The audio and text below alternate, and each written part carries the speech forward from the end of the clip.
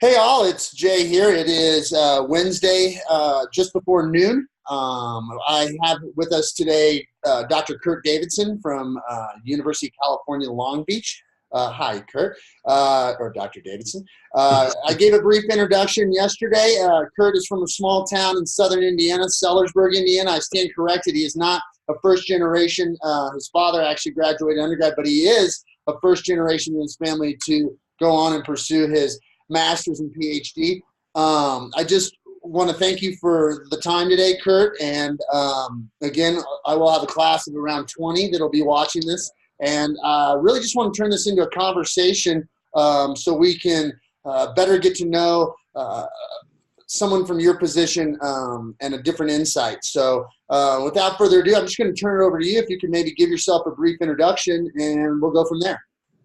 Sure. Hey, all. Yeah, thanks for having me in the class. And yeah, I'll tell you my story and you can glean from it what you will. But yeah, I grew up, like Jay said, in southern Indiana and not really camping or doing outdoor activities. We were mostly a sports-focused culture and society back there. So I played 3 sports growing up. And yeah, didn't know what I wanted to do when I went into college. I started as an undergrad, as an undeclared major. And I can remember the university, Indiana University, had this website with this huge long list. There's 40,000 undergrads there, so there's tons and tons of majors. And I can remember being on my computer late one night, and I was scrolling through that list. I was a sophomore, and people were saying, "Yeah, it's time to pick a major. You need to pick a major." And so finally, I'd written a couple down on a notepad. I remember writing down like astronomy and history teacher, and finally, I got down to the O's. I was getting desperate. And I found outdoor recreation resource management. And I remember clicking on the link, and the very first picture was a person in a flat hat from the Park Service. And I thought, man, that's what I always wanted to be when I was a kid. I wonder if I could actually, get a job working in the national parks. So I made a meeting with the advisor, and I think I went in there the next day. And he said, "Oh yeah, a lot of our graduates go on to work for the Park Service." And I was hooked. Enrolled in the classes the next semester, got my undergrad in outdoor recreation resource management. I thought I wanted to go into the Forest Service and wilderness management, and I'll see if this will work here. But so I came out to California and worked for 2 seasons with the Forest Service, roaming around the mountains of California, checking people's permits and doing that whole thing. And I found it to be incredibly lonely. Be out there for 20 days by myself sometimes. And so I started to think about, well, how can I come out to these beautiful places but show people at the same time, how to be comfortable out here, how to take advantage of the natural resources that we're trying to protect, how to connect them with the environment that they're going to visit. And that's when I found this idea of adventure education, which I'm sure you've talked about in your class. But back at Indiana, we had this program. It was an immersion program where we would spend about half the semester in the field, half the semester on campus talking about outdoor leadership and land management and judgment and decision making and all these things. And so I enrolled in this class. See if I can pull up this picture. This is us doing a food shopping thing with these folks. Enrolled in this program where we learned how to take people outside, and that set the stage later for me then to go and to work for places like Outward Bound and different adventure programs. So took some time off from between undergrad and master's doing that whole thing, traveling around. I lived in, kind of like Jay did, I lived in my truck.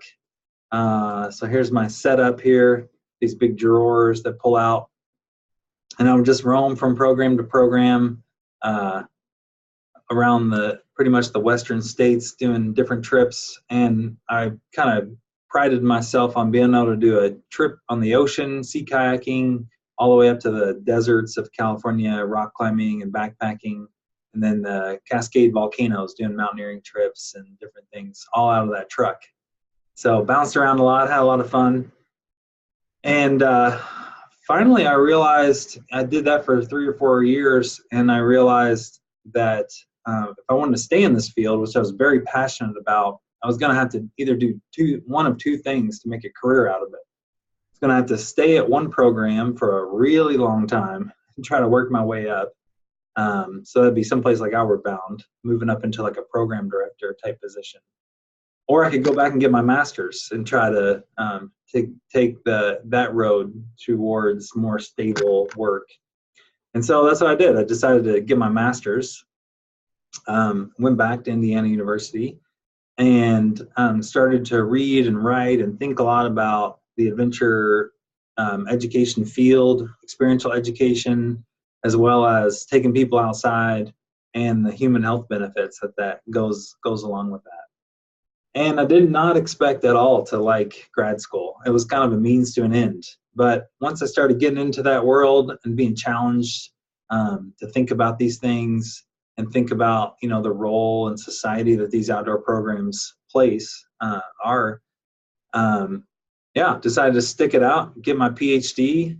And for me, that was a step from, being a member of the field and, being able to say to people, this field is good for you, to being able to do original research and thinking and writing about the field and being able to advocate for these programs and the outdoors on a much bigger scale and a much more sophisticated level. So it wasn't just, hey, you should do these programs because it's good for you. It was, hey, you should do these programs and support these things because here's a long list of research reasons why.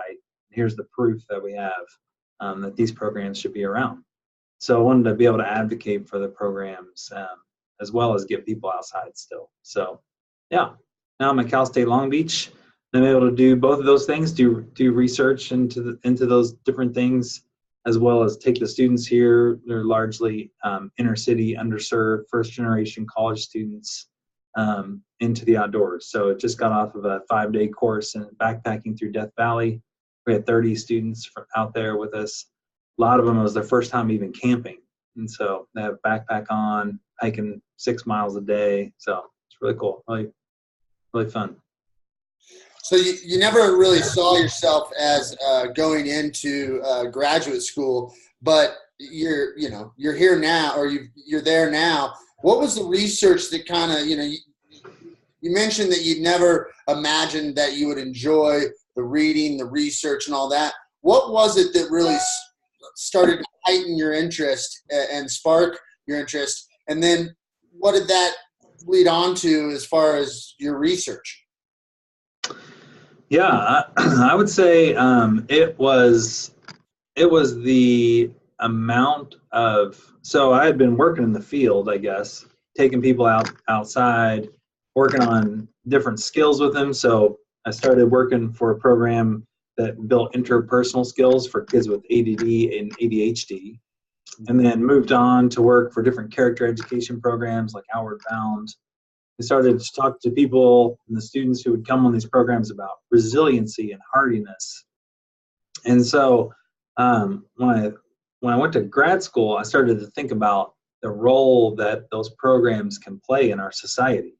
So we look at things that specifically traumatic events like school shootings, terrorist attack, all these different things. And I started to think about how these types of programs are so good at supplementing traditional education.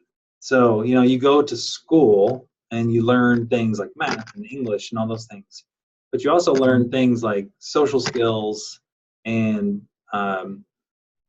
how to interact with different people. But you don't really get physically challenged. You don't really learn those things that are probably more difficult to learn in traditional settings, like resiliency. The idea that you have to pick up your backpack and put it on every day on a 21-day course, and you have to hike. Like there's no helicopter that's going to come in and get you. I realized really quickly that those types of skills were extremely difficult to duplicate in a traditional type of environment. And so when I went back to grad school, I first, you kind of spend some time in the literature, seeing what other people have thought about and written about and discovered on their own. And I realized that they were finding the same things I was thinking was happening, but they were able to validate it through these different methods with statistical analysis, and it was so sophisticated. And I thought, wow, like that's what we need to move the field forward, to bring it to more people, to bring it to more populations. We need to understand how it works, but we also need to understand the different roles and values that it has in our society. So that kind of led me down the path. Yeah, my focus has largely been educational. So I kind of view outdoor programs as supplements to our traditional education system. And so that's kind of one prong of my research track, is figuring out, like, you go on a 21-day course. What are the benefits of that? How does it change people's lives? How successful can it be at impacting their life long term? Something I'm interested in. And then also just inherently, because I think it speaks to a larger audience, is the human health side of things. And so oftentimes our programs, like our department here at Cal State Long Beach, is inside a health and human services department. So it's self-serving, but it's also logical, I think, in a way, to try to connect our field to human health stuff. So show you a picture here of a project we did, doing data collection. And we measured people's different stress levels while they were engaged in outdoor activities. So in this photo, you can see they're drooling into a test tube. Right before they went over the edge, you can kind of see in the background, there's a cliff line there. And so we gathered their spit at different times of their activity and measure how stressed they were during the activity. And so that's been some of the work we've been doing, looking at, can a walk in the woods be a stress reduction for a person? How stressed do our students get when they do a high challenge activity like rappelling or running a class 5 rapid or whatever the case may be? So trying to make it the outdoors an important piece of everyday life. So trying to advocate too, not only for adventure programs, but also the little patch of green space that people can go to after work. And hopefully we can show to people it's valuable, because it can be a great place for stress reduction out there, different other health benefits. Sure. So, you're in Long Beach, which is a much different spot than Gunnison, Colorado, as far as access to public lands and everything that we talk about in the adventure recreation world. How have you foreseen, or how have you managed to overcome that personally and with your students in the local scene? And then how do you foresee a difference being made in a population that's becoming more and more urban as we continue on? Yeah, that's a good question. It's definitely an uphill battle. So I'll start with the personal adjustment first. Having lived in some very wild and remote places like Crested Butte and Yosemite, different places, definitely been an adjustment to the urban scene here in LA. I think that it's been important to be very intentional about finding green space and taking time for recreation, because it is very easy to be at work all day and then you go home and you feel like you're in this concrete jungle. But the reality is, if you look for recreation opportunities in natural environments around, you can usually find them. So Long Beach especially has done a really good job of being intentional about parks and green space in their urban design and planning. There's parks all over. And then naturally, the beach is a place where a lot of the locals will go to get fulfilled in that way. So they don't necessarily go walk in the woods in the forest or go, backcountry skiing, but they're down at the beach, sitting in a lawn chair, trying to get those same benefits. So that's another thing I'm interested in, is how those benefits happen. Is it a connection with green space? is it just a connection with any natural landscape? You know, we've all sat on the beach probably and been soothed by the wave action coming in over and over, and you kind of lose track of time, maybe get into that flow state. So yeah, I think being intentional in these spaces is pretty critical.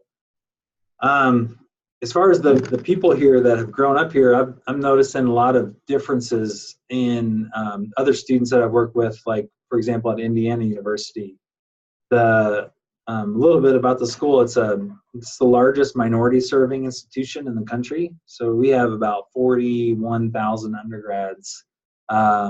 Anywhere from 70 to 90% are racial and ethnic minority. So a lot of Hispanic folks, Japanese, Cambodian, all different ethnicities, all of which have very different views of recreation and leisure. And so that's been really interesting and eye-opening in a way, because oftentimes I think we take the angle that, going out and backpacking and camping is the best form of recreation for folks. But you meet these other people from different cultures, and that would never even cross their mind to go and engage in those activities. They have different views of wilderness. They have different views of forests even, and they don't want those types of experiences. They want adventure to them means something very differently as well. So if you ask them, what was the last adventure you had? It could be, going to the beach and, our stuff blew away. That was our adventure. Or it could be, we went to the Dodgers World Series game. That was our last adventure. Whereas, you and I might have a very different view of what adventure is. So that's been pretty eye-opening as well. These folks seem to get all their needs met more or less in the city. So they may or may not take advantage of green space and parks and recreation. So to me, that begs the question, do we really need these vast tracts of land for all people, or is that a cultural thing that we've come to value in our Western white society? So yeah, it's been super interesting to meet these folks. Definitely a different lifestyle than what I grew up with, and I'm still trying to figure that part out, I guess. So kind of, Curt, as you mentioned there, our industry in general is typically thought of as a largely white populated industry that is chronically and more so these days working on diversity, inclusion, equity. Are you feeling that your students in Long Beach don't fit that mold necessarily, is kind of what I'm picking up? And then how can your students move on to greater or further push the whole industry as a whole to a more diverse industry? Yeah, so that's a good question, I think, and one that it's really important to ask right now, because I think you're right. We are seeing these big initiatives to diversify the outdoors. Like REI just gave away $1 million grant for such purposes, trying to get more racial and ethnic minorities, people out in the outdoors.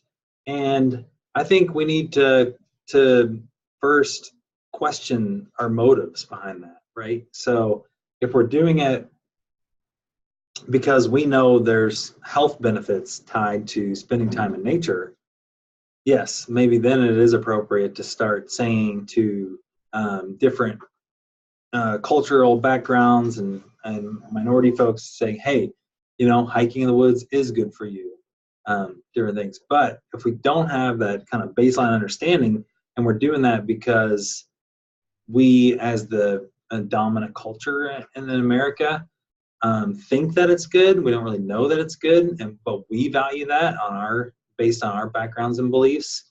That would not be okay. And then relatedly, looking at it from REI's perspective, are they really concerned with people's health and well-being and getting them outside, or are they doing it to ensure they have a marketplace for which to sell their equipment in the future? those are big questions we need to stop and ask ourselves before we really come out there and say, hey, all you other folks that don't look like me, I'm doing this awesome thing and you should too. What is our motivation behind that? I think is the very first question that we should ask.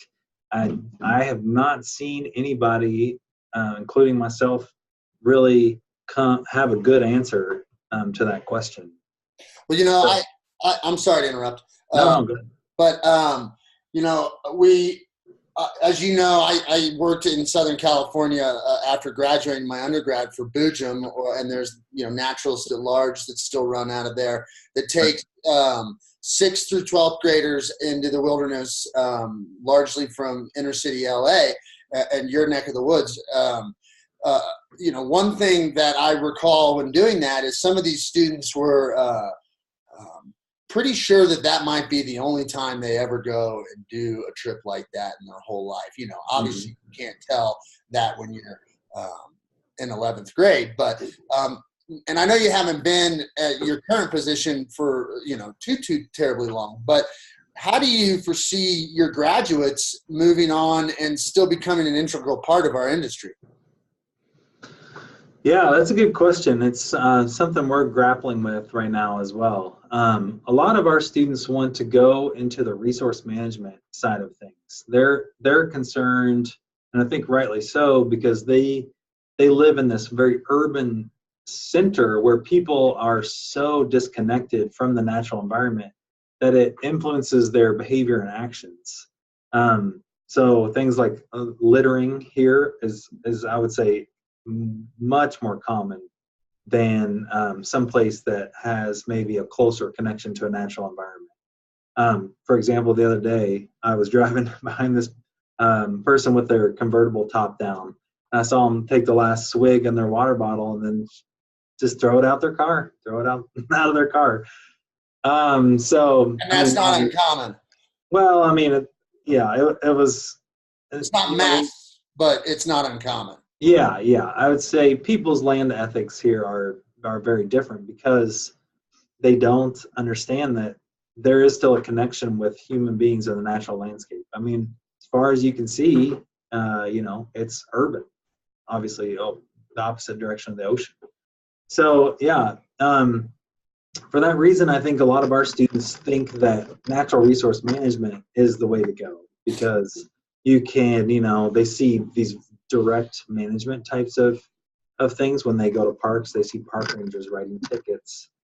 And a lot of people assume that's the best way to get people to start caring about the land, about their pollution impact, all these things. And that may or may not be true, but our environmental attitudes get shaped in a lot of different ways. So I've been encouraging them to think about these other alternatives.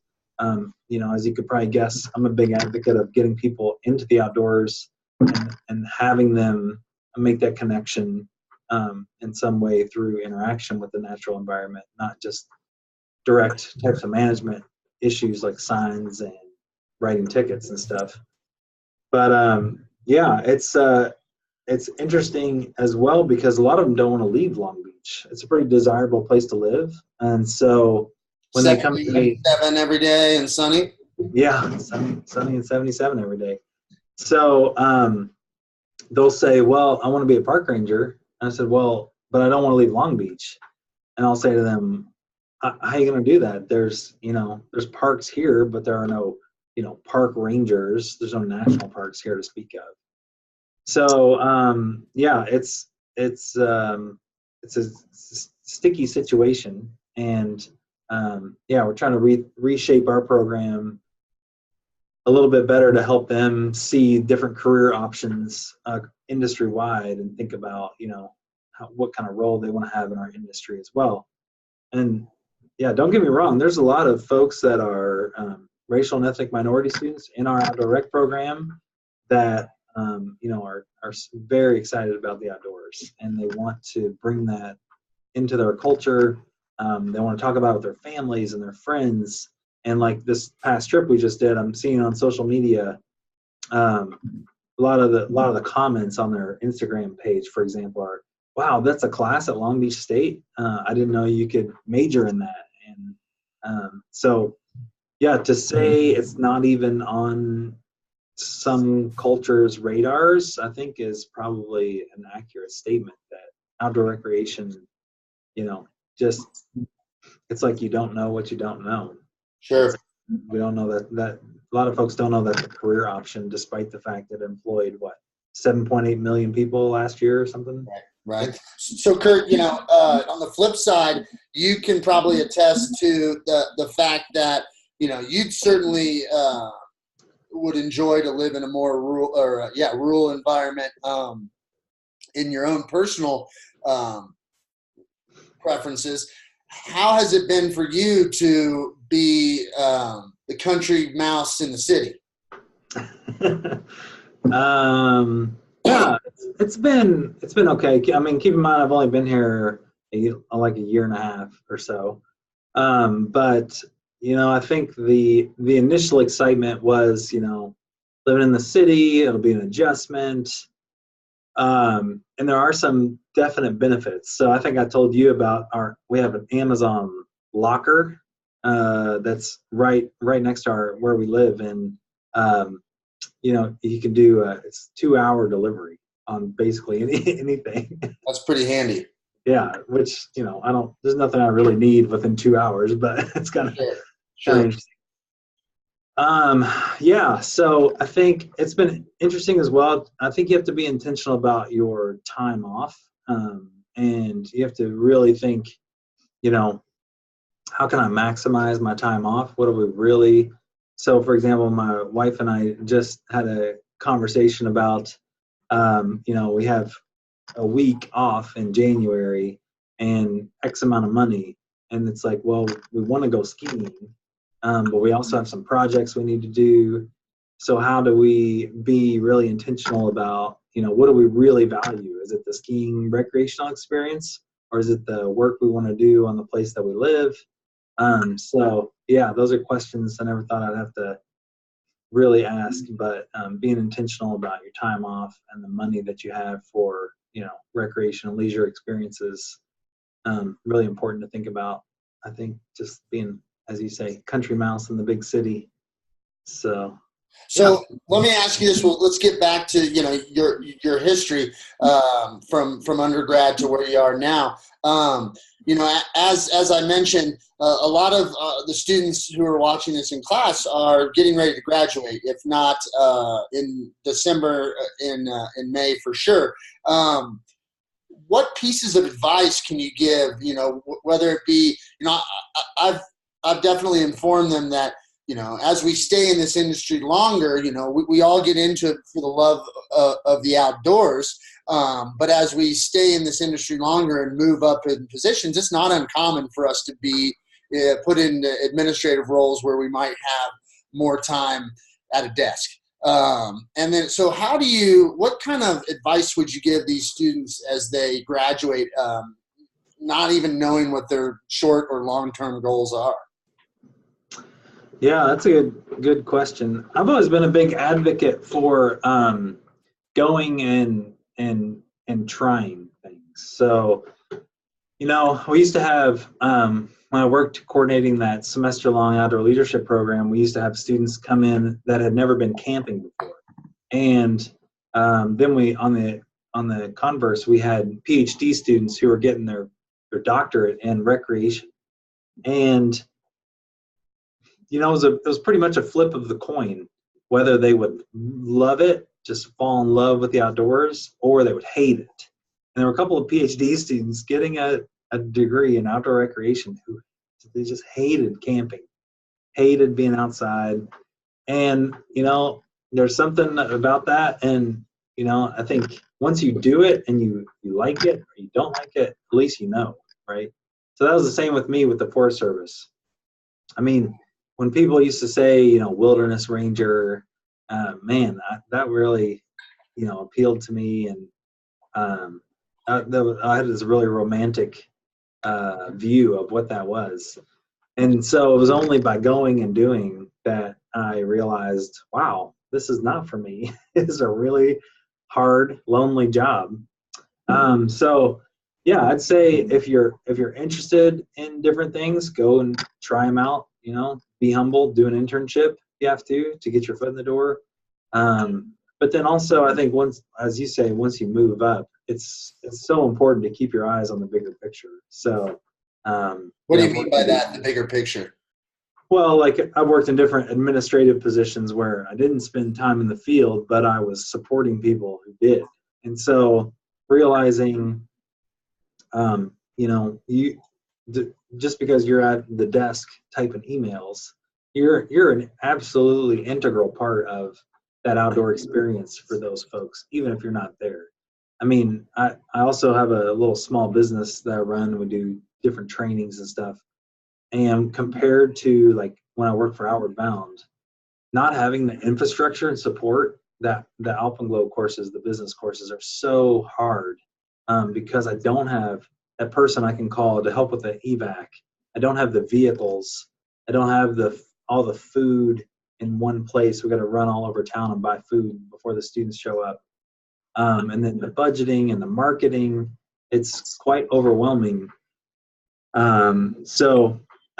Yeah, that stuff is so important to getting people outdoors, and it's hard to remember that. But yeah, I think it's so critical to keep that in mind, that, you know, just because you're not out there sleeping in the sand with the students, that, you know, you're still making it happen for people. So Sure. Yeah. Any other little pieces of advice you'd like to give these students? Well, I don't know. I don't think so. Okay. I want to thank you for your time today. It was definitely a treat. Definitely nice to get a different perspective and a different lens. You know, certainly a lot of our students kind of long to not be in the city, for lack of a better term. But from my own personal experience and from yours as well, there is a great need for outdoor educators in urban areas, just to continue to raise awareness. You know, as we become more urbanized as a country and as a global society, these wild places, these open spaces are increasingly important. So, is there any affiliated programs that you can recommend that these students, that my students who are graduating might be able to get involved with, that would play to that? Yeah, so there's a company here. They're actually independent of Outward Bound, but they're called Outward Bound Adventurers.